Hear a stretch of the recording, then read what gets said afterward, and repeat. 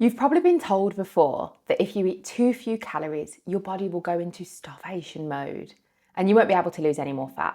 That'll be it. It's over. No more fat loss. And honestly, I used to believe this. I tried every single diet under the sun. I know there's so many people out there that are like me who did Slimming World, aloe vera gel, Joe Wicks's 90-day minced beef breakfast plan. I even remember dropping my calories really, really low whilst keeping training intensity excessively high. I was exhausted, starving, and worst of all, the scale wasn't moving. It can all feel so overwhelming, but I'm here to tell you, starvation mode is not real. And in this video, I'm going to show you the 3 things that are actually stopping you from losing body fat, the exact process we use with our one-to-one clients that prevents them from plateauing and that helps them go on to achieve incredible results, just like this. And if you're interested in our personalized one-to-one coaching service and you want to achieve results just like this, then follow the link in our description box below. Now, before we dive into these 3 things, I want to quickly talk about metabolism. It's a word that gets bandied around so often and not many people actually understand what it really is. Your metabolism is basically the total amount of energy that your body burns per day. It's all the things that your body does naturally to keep you alive and functioning. It's made up of a few key parts. Your BMR, which is your basal metabolic rate, that's the energy your body needs to just stay alive. If you were to lie in bed and do absolutely nothing all day, this is the amount you'd still burn just to keep your heart beating, your lungs working, and brain functioning. Then we have NEAT. Non-exercise activity thermogenesis. That's the calories you burn through movement that isn't formal exercise. So the things that I'm doing right here, right now. Walking on the school run, cleaning, laundry, fidgeting, tidying up the toys, running away or catching your children. All this little stuff adds up to a huge amount of your daily energy expenditure. Next up is your energy expenditure. That is your planned exercise. So your gym sessions, your runs, your CrossFit, and any other structured training that you have. And finally, there's the thermic effect of food, or TEF. This is the calories that your body uses to digest and process the food you eat. All of these combined create your TDEE, your total daily energy expenditure, basically the total amount of calories you burn per day. Okay, I know that was a lot, but hopefully you're still with me because the next part is vital for your fat loss success. So if you aren't losing weight on 1200 calories, that must mean that your body's daily energy expenditure must be 1200 calories, right? Well, unless you are a very small human, the real reason you're stuck is going to be because of these things. Number 1, and I say this with so much love, you're lying. Either knowingly or unknowingly. You know, the buttery crusts that your kids leave, or the peanut butter on a knife, or the milk in your 10th cup of tea or coffee for the day. These things over the week will add up and can pull you out of that deficit. Now, you might honestly not even know that you're doing this, and it can be a simply just ingrained habit. Or the half a bottle of wine after a stressful day and your partner brings it home doesn't quite make it into the tracking app. It's still happening. And even though you don't track it, those calories still count, unfortunately. Like I said, this can hurt, but it could be the exact reason that's holding you back. Okay, if you're still my friend, here's number 2. And again, I say this with love. You give up. You've tried your hardest all week and you come up to do your weekly weigh-in and the scales haven't budged. But you know in your heart of hearts that you've been 100% on plan this week.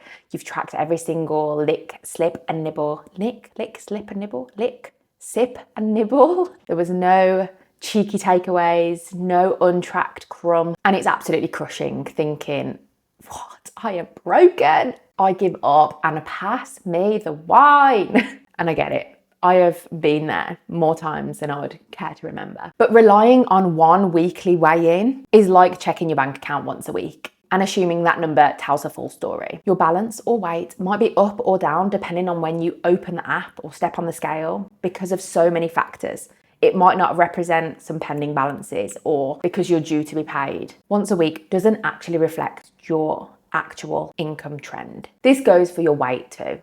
Water, food volume, the amount of carbs you eat, Hormones, sodium, digestion, cycle can all mask what's really happening in fat loss. And that's why we recommend either weighing daily or consecutively for 3 days in a week. This way you get to understand and see those fluctuation changes and get a better overall view of what is happening. It also allows you to get rid of that negative relationship you have with the scale, because you get to see a fuller picture of what's going on, and hopefully you can become free of those feelings and fears that you get when stepping on the scale. If you can understand that you are in a calorie deficit and that you are going to be losing body fat, then you just have to trust the process. And I know that's the hardest thing to do sometimes. And on the days and weeks where it's a little bit sticky, just trusting the process and keeping going, you'll start to see these incredible results. I promise you. And finally, number 3. This one is a biggie. I hope we're still friends so we can continue this conversation. Metabolic adaptation. Bit fancy, hey? This usually happens when you've been dieting for a prolonged period of time or have lost more than 10% of your body weight. It's your body's way of conserving energy, and it does this by reducing things like your NEAT. Remember I said earlier about these subconscious movements that we do? Your fidgeting, your facial expressions, your hand gestures, your willingness to roll around and wrestle your kids or husband. This all gets diminished. Therefore, your calorie burn decreases. But also, if you've lost weight and you're now a smaller human, the same amount of energy that it wants to keep you just functioning now requires less because you are smaller. And the final kicker is that hunger may still be present and potentially even higher than when you first started dieting. So you're moving less, burning less, and are more likely to consume more calories. It's just a really fun game, isn't it? So, what can we do to fight this? Move, baby. The most simple way to make sure you're fighting back against metabolic adaptation is to track your step count. As your body is subconsciously trying to preserve energy, you can start to combat this by increasing your daily steps or making sure you're at least doing what you were doing before. But you may need to increase this over time, so be something to be aware of. That alone, after a little while, may not cut it. So I'm going to share the exact strategy we implement with our clients to solve all of this. Behold the pre-diet prep phase. That's what we call it. And we start all of our clients doing our Aggie D, our aggressive diet method, here at the pre-diet prep phase. We set their targets to in and around maintenance. So technically, there should be no fat gain at this point of time. However, there may be some minor fluctuations in scale, either up or down. Sometimes this can be due to clients becoming more conscious of their choices, or because we set the carbohydrate target to be quite high in this period of time. Carbohydrate stored is called glycogen, and that can take on water weight with it. So sometimes if you have been in a period of not having very many carbohydrates in your diet, you may find the scale weight increases when your body takes back on some carbohydrates and water.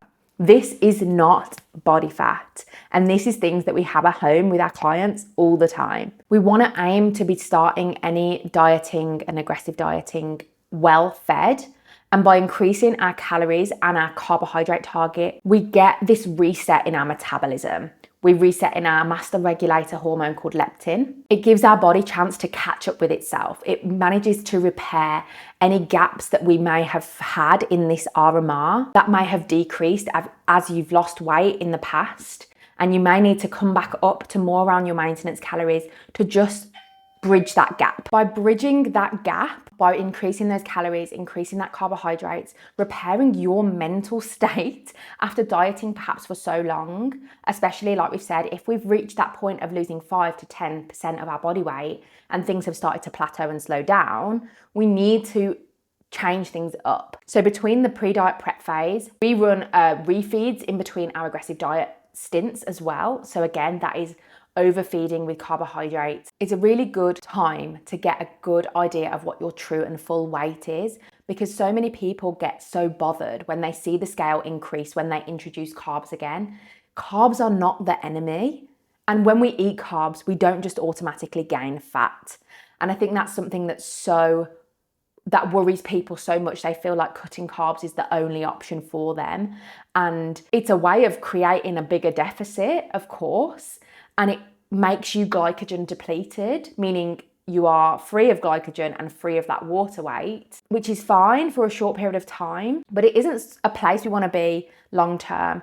And it also doesn't help us when we then eat a carbohydrate meal, or, you know, we go out and have a bowl of pasta with friends, or we eat a sandwich, God forbid, and we're a kilo up the next day because our body is holding on to that glycogen and water. This is something we focus so heavily on with our one-to-one clients, educating them, helping them reset, helping them reframe how they think about their scale weight. But by bringing your calories up towards your maintenance calories, increasing your carbohydrates, and spending a little bit of time here that might feel so strange to you if you're used to being in a deficit, you aren't gaining body fat. The scale may tick up over a week or two because of it's topping up that glycogen storage. It's fixing your metabolism. It's increasing your RMR. And that is what we want to happen in this period of time. You should plateau out at the end of this time. If you were working with us on a one-to-one basis, we would want to be doing this for, depending specifically on your diet history, anywhere between 3 days and 6 weeks at this period of time. I think some people are so keen to continue to diet, and then get beaten down when they get to these plateaus without realizing that actually diet breaks and coming away from it and learning how to live at maintenance and how to manage that period of time is so important, and a phase that's so missed. And it'll be something we go into on later videos. But if you've been stuck at 1200 calories, give these tips and tricks a try and let us know how you get on. If you want to keep up to date with everything we have going on, make sure you're subscribed. Our email list is in the description box below. And watch this video next to learn how our aggressive diet method is the last diet you'll ever need.